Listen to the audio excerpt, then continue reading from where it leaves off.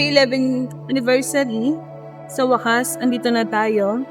Yung matagal na nating pinapangarap sa isa't isa. Madaming pagsubok sa buhay na pinagdaanan natin na magkasama. Nais ko lang sabihin sa'yo kung gaano kita pinapahalagahan. Salamat dahil sa pinakamasakit na taon ng buhay mo, pinili mo pa rin ako. Hindi mo ako binitawan.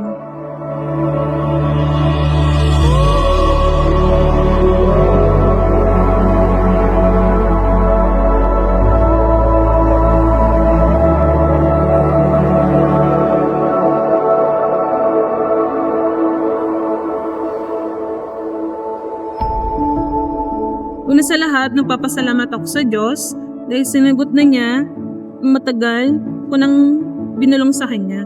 Ang taong hindi ako iiwan kapag mahirap na. Pipiliin ako lalo na kapag hindi na madali at dumating ka. I love the world may change my whole life, but nothing's gonna change my love for you. Sana sa paglipas ng mga taon, walang magbago. Kahit saan, kahit kailan, kahit anong bagyo pa man ang dumaan, ikaw pa rin pupuntahan. Alam kong hindi magiging madali ang ating paglalakbay bilang buhay mag-asawa. Marami tayong pagsubok na magkasama nating haharapin sa bawat hirap, pagod at luha.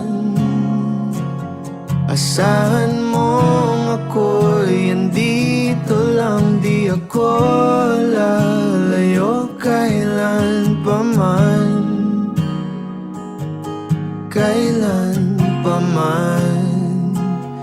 At kahit madalas na tayo, Hindi na lang nangangarap, kundi tinutupad na ang pangarap.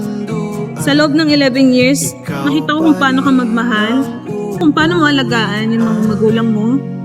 At ganoon din, ang pagmamahal at respeto na alam ko ibibigay mo sa akin. Maraming salamat, B, dahil sa loob ng 11 years, never kang napagod na mahalin ako. Never mong pinaramdam sa akin ang duda at kaba.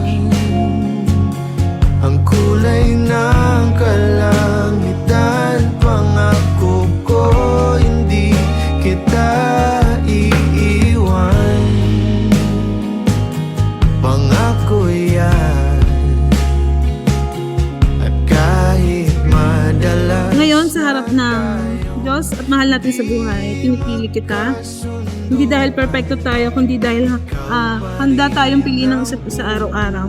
Pangako kong igagalang kita, pakinggan kita, sasamahan kita sa tahimik at sa magulo.